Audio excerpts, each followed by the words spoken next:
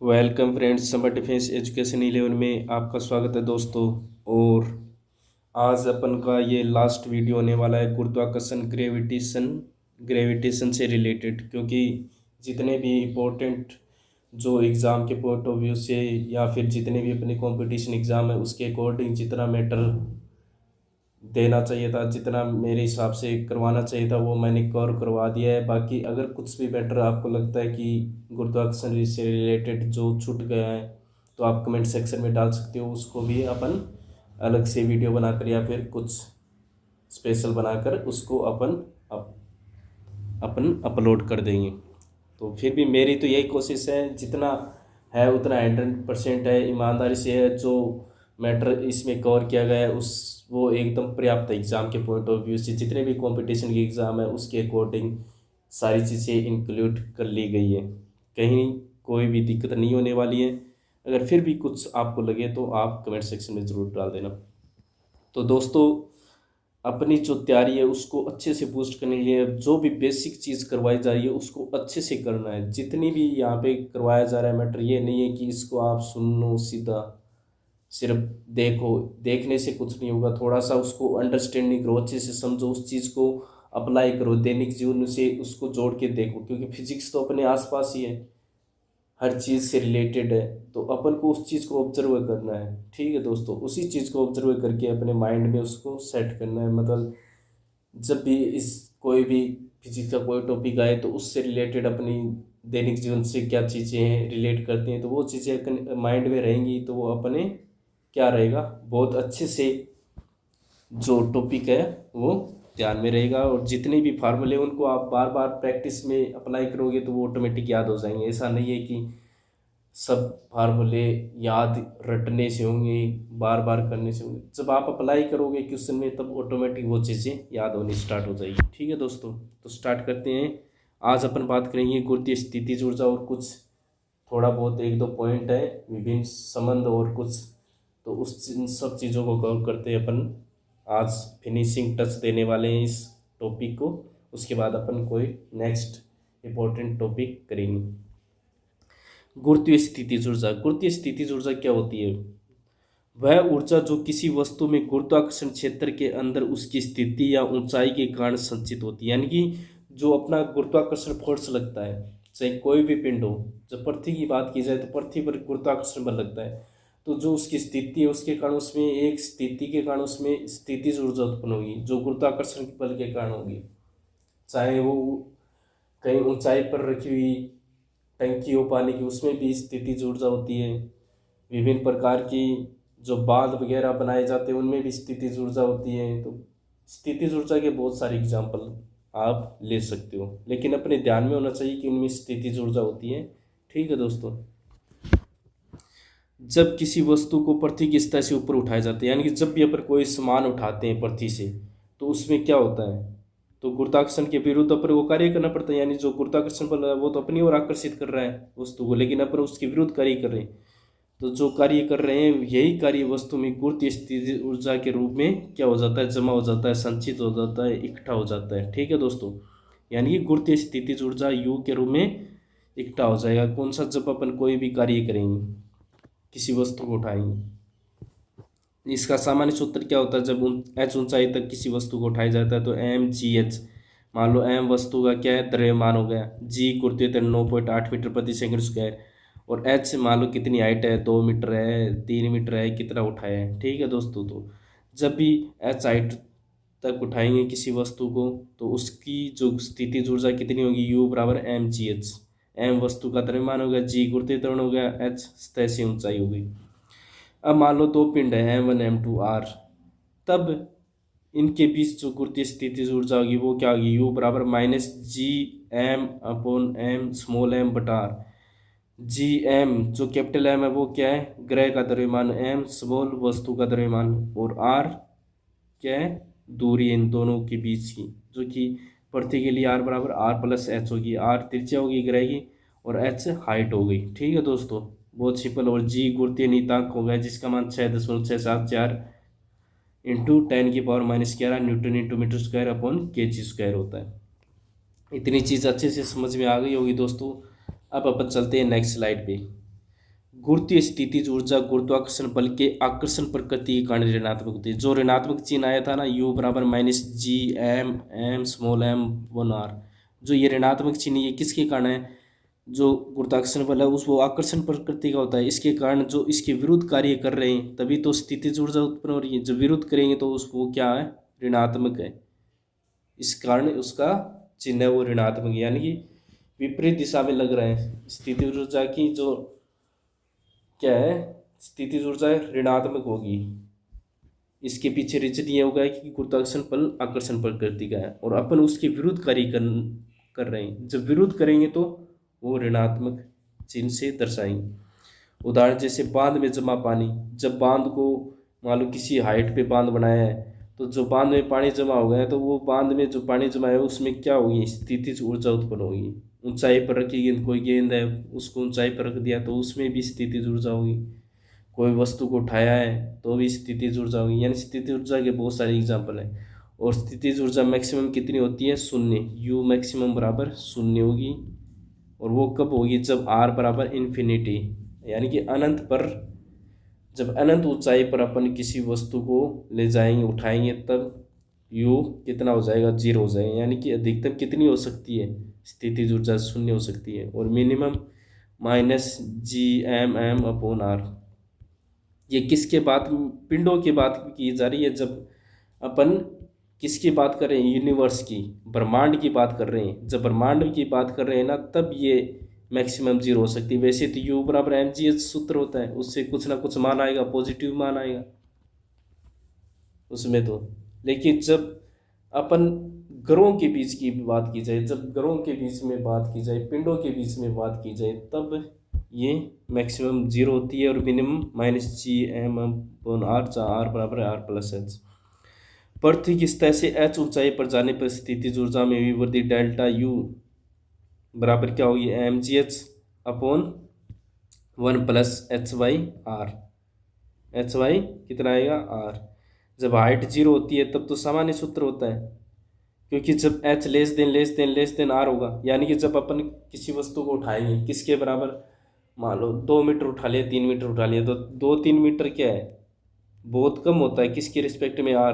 पृथ्वी की बात की जाए तो पृथ्वी की त्रिज्या के रिस्पेक्ट में क्या है? ये तो बहुत कम है, क्योंकि पृथ्वी की त्रिज्या 6-3-5-7 मीटर किलोमीटर होती है, या 6-3-7-8 किलोमीटर ये ध्रुवों पर होती है, ये भूमध्य रेखा में। तो इस वजह से क्या होता है कि ये डेल्टा यू है वो क्या हो जाता है? एम जी एच हो जाता है जब एच कम हो। ठीक है, क्योंकि एच कम होगा तो ये शून्य के बराबर माना जाएगा, ये शून्य हो जाएगी टर्म, और यहाँ पर एक बचेगा, एक का डिवाइड करेंगे तो एम जी एच आ जाता है, जो कि यू बराबर अपन सामान्य सूत्र यूज में लेते हैं। लेकिन जब एच हाइट तक है, यानी कि हाइट जब किलोमीटर में हो तब सूत्र कौन सा लगेगा? ये वाला, एम जी एच बराबर one plus H Y R वाला। ठीक है दोस्तों, तो ये 2-3 फार्मूलेस गुरुत्वीय स्थितिज ऊर्जा से रिलेटेड एग्जाम्पल अपन देख लिए। बांध में जमा पानी या फिर किसी वस्तु को ऊपर उठाया जाता है, ऊंचाई पर स्थित कोई वस्तु है, तब स्थितिज ऊर्जा उसमें होती है। ठीक है दोस्तों, अब अपन चलते हैं नेक्स्ट स्लाइड पे। इसमें बात करेंगे गुरुत्वीय विभव। गुरुत्वीय विभव क्या होता है? एम द्रव्यमान की वस्तु को पृथ्वी के गुरुत्वाकर्षण में स्थित विभव के बिंदु तक लाने में किया गया कार्य। यानी कि जो गुरुत्वाकर्षण बल है उसके जो क्षेत्र में कोई पॉइंट है उस तक लाने में किसी द्रव्यमान एम द्रव्यमान की वस्तु को लाने में जो कार्य किया जाता है उसे ही गुरुत्वीय विभव कहते हैं, जिसका मान v बराबर क्या होता है? W upon M. M W क्या किया गया कार्य जो किसके बराबर होगा? यू क्या यहाँ पे स्थितिज ऊर्जा, और एम बराबर द्रव्यमान हो गया वस्तु का। तो यहाँ से क्या आ जाएगा? वी पृथ्वी के लिए बात की जाए तो वी पृथ्वी के लिए minus G M upon R आ जाएगा। जी गुरुत्वीय नियतांक हो गया, एम पृथ्वी का द्रव्यमान हो गया, और आर क्या हो गई? R plus H. ठीक है दोस्तों, और इसका मात्रक बहुत इंपॉर्टेंट है, ये पूछ लिया जाता है। सूत्र भी इंपॉर्टेंट है। वी पृथ्वी के लिए minus G M upon R क्या है? गुरुत्वीय विभव का सूत्र रहता है, और इसका मात्रक होता है जूल प्रति केजी होता है, क्योंकि डब्ल्यू कार्य का मात्रक क्या होता है? जूल। कार्य या ऊर्जा का मात्रक जूल, और एम द्रव्यमान केजी में होता है, तो जूल प्रति केजी। विमा क्या होगी? कार्य की विमा क्या होती है? M1 L2 T-2 और नीचे क्या है M1 और L0 T0। तो ये ऊपर जाएगा तो इसको कैंसिल आउट कर देगा, क्या बचेगा M0 L2 T-2, ये विमा हो जाएगी। ठीक है दोस्तों, तो ये कोई ज़्यादा हार्ड नहीं है। गुरुत्वीय विभव और गुरुत्वीय स्थितिज ऊर्जा सिंपल सिंपल टर्म्स है, और जो इम्पोर्टेंट चीज़ है वो मैंने बता दी है, वो कवर करनी है। अब बात करेंगे पलायन वेग और उपग्रह के कक्षीय वेग में संबंध, ये क्या होता है। जैसे कक्षीय वेग का सूत्र क्या था, V0 बराबर रूट GR, यही तो था ना। अगर किसके रिस्पेक्ट में बात, जब क्या हो अपना H लेस देन R हो, तब ये सूत्र आता है। और यही सूत्र इसमें भी पलायन वेग में भी V बराबर V क्या होता है 2GR, कब, जब H लेस देन R हो। और वैसे V0 कक्षीय वेग कितना होता है, √GM/R होता है दोस्तों, जहाँ R बराबर क्या होता है R+H। और यही बात पलायन वेग में लागू होता है, पलायन वेग क्या होता है √2GM/R होता है। ठीक है दोस्तों, और ऊपर नीचे R से गुणा करने पर GM/R², तो यहाँ पे क्या आ जाएगा 2GR आ जाता है, क्योंकि ये क्या है GM/R, ये सूत्र होता है V पलायन वेग का। ठीक है दोस्तों, और वैसे पृथ्वी का पलायन वेग कितना है 11.2 किलोमीटर प्रति सेकंड, काफ़ी बार पूछा जाता है, याद रख लेना। वैसे करवाया भी अपने वीडियो में, और जिसने ये वीडियो नहीं देखा है, पीछे की गुरुत्वीय स्थितिज ऊर्जा से, गुरुत्वीय त्वरण से रिलेटेड, गुरुत्वीय बल से रिलेटेड, क्योंकि पहले वो टर्म्स अच्छे से समझ में आएगी तभी आगे की पार्ट को आप समझ पाओगे। अगर आप बीच में कहीं घुसने की कोशिश करोगे तो कुछ भी अंडरस्टैंड नहीं कर पाओगे। इसलिए जो नए स्टूडेंट है तो उनको ये थोड़ा सा सजेशन है कि वो पहले वीडियो हैं अपलोड किए गए हैं गुरुत्वाकर्षण रिलेटेड, वो पढ़ें, ताकि जो आगे की वीडियो अच्छे से आप समझ सको। तो इन दोनों में रिलेशन क्या दिख रहा है, दोनों में GR कॉमन है, तो इनमें ये किसके बराबर आ गया VE बराबर, इसको क्या लिख सकता हूँ √2 √GR, और GR किसके बराबर V0 के, तो यहाँ से क्या आ गया VE बराबर √2 V0। यानी कि जो पलायन वेग है वो कक्षीय वेग का कितना गुना होता है √2 गुना होता है, √2 गुना होता है कौन, पलायन वेग कक्षीय वेग का, याद रख लेना। और पलायन वेग प्रक्षेप कोण पर निर्भर नहीं करता, ये ध्यान रख लेना। पलायन वेग चाहिए 11.2 किलोमीटर प्रति सेकंड से फेंक दो आप, चाहे किसी भी एंगल से फेंको, वो पार कर जाएगी, वो पृथ्वी पर कभी नहीं लौटेगी, वो किसी ग्रह पर कभी पृथ्वी पर लौटेगी नहीं। पृथ्वी की बात की जा रही है, 11.2 किलोमीटर प्रति सेकंड पलायन वेग पृथ्वी का है। यानी कि किसी भी ग्रह या उपग्रह से उसके पलायन वेग से अपन छोड़ देंगे तो वो वापस उस ग्रह या उपग्रह पर नहीं लौटेगी कोई वस्तु। इसलिए पलायन वेग प्रक्षेप कोण पर निर्भर नहीं करता, वो वेग पर ही डिपेंड करेगा, कितना जो वेग चाहिए उसको मिनिमम वो वेग मिल जाए तो।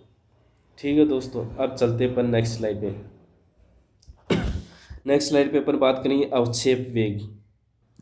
अवक्षेप वेग क्या होता है, जैसे अंतरिक्ष में कोई वेग ज्ञात करना हो किसी ऑब्जेक्ट का, किसी द्रव्यमान वाले पिंड या उपग्रह या कृत्रिम उपग्रह का, तो वो क्या होता है V' बराबर क्या होता है V² माइनस VE का स्क्वायर। VE क्या है पलायन वेग है, पलायन वेग का अभी सूत्र अपन ने देखा भी था 2GM/R, और वैसे क्या होता है √2GR जब S लेस देन R हो।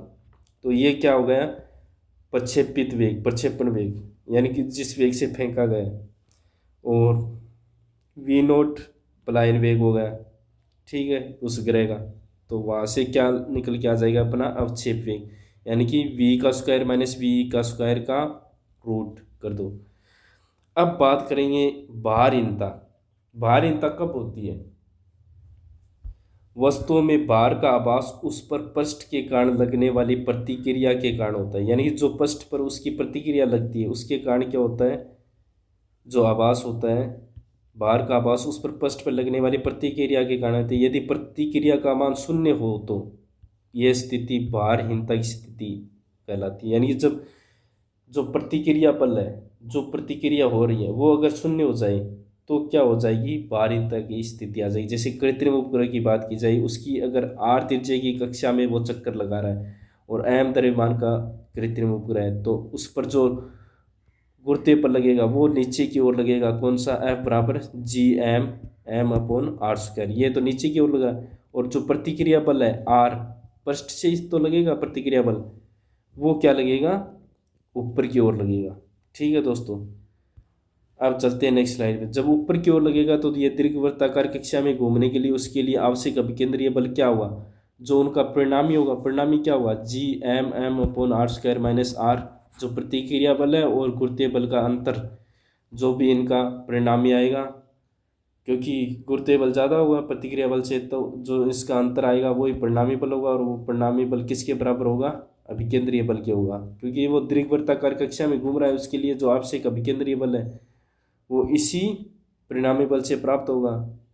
और v यहाँ पे क्या हुआ? G m/r कक्षीय वेग हो गया, क्योंकि ये वृत्ताकार जो दीर्घवृत्ताकार कक्षा में चक्कर लगाया, तो यहाँ पर भी कक्षीय वेग जो कि क्या होता है? √2 Gm/r। और इसका हल करेंगे तो Gm पहले से r है, तो इसका स्क्वायर करेंगे तो r एक और आ जाएगा, तो यहाँ r² हो जाएगा। और Gm/r², Gm/r², और इधर क्या है? Gmm/r² minus r। तो ये दोनों टर्म्स क्या है? बराबर है, तो ये आपस में कैंसिल आउट हो जाएंगे और बचेगा क्या? r। इधर क्या बचेगा? 0। तो r बराबर 0 आ गया, यानी कि प्रतिक्रिया बल 0 होगा। यानी कि उपग्रह में पृष्ठ की प्रतिक्रिया क्या होती है? 0 होती है। कौन से? कृत्रिम उपग्रह। जो भी कृत्रिम उपग्रह है उनमें जो पृष्ठ की प्रतिक्रिया है वो 0 होती है, जो कि कितनी होती है? r बराबर 0। इसीलिए जो भी कृत्रिम उपग्रह है उनमें भारहीनता की स्थिति होती है, यानी उनमें भारहीनता महसूस होता है। अपन का मतलब भार 0 है ऐसा फील होगा। आप अंतरिक्ष में अगर कृत्रिम उपग्रहों में जाओगे तो वहाँ आपको भार क्या होगा? 0 होगा।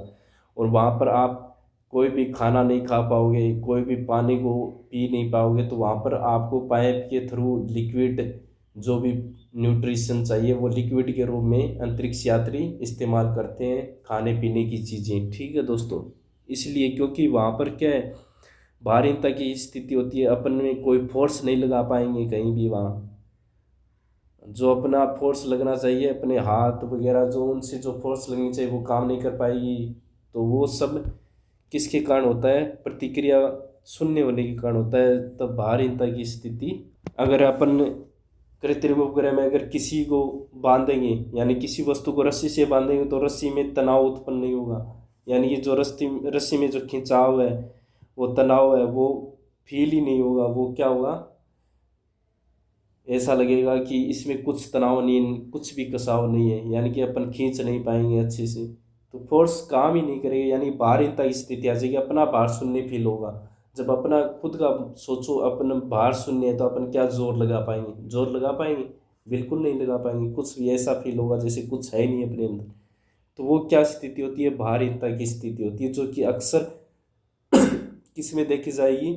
जो भी कृत्रिम उपग्रह हैं छोड़े जाते हैं उनमें भारहीनता की स्थिति होती है दोस्तों। और इसी के साथ दोस्तों अपना ये जो गुरुत्वाकर्षण से रिलेटेड जो भी इम्पोर्टेंट एग्ज़ाम के पॉइंट ऑफ व्यू से था, वो सारा मैटर कवर हो चुका है और अच्छे से कवर कर लिया अपने। अगर कुछ भी छूट जाए तो आप कमेंट सेक्शन में डाल देना, और बाकी कुछ समझ में नहीं आए तो भी आप कमेंट सेक्शन में डाल दीजिए, उसका सॉल्यूशन ज़रूर करेंगे। कोई भी समस्या हो, कोई भी प्रॉब्लम हो, आप खुलकर बता सकते हो दोस्तों। और जीवन में जो भी टारगेट लिया उसके प्रति अपन को समर्पित होना है, 100% अपना देना है। मुश्किलें आएंगी जीवन में, बहुत बार आपको तरह तरह की प्रॉब्लम से सामना करना पड़ेगा, क्योंकि जीवन है, जीवन में संघर्ष नहीं होगा तो फिर जीवन है ही नहीं।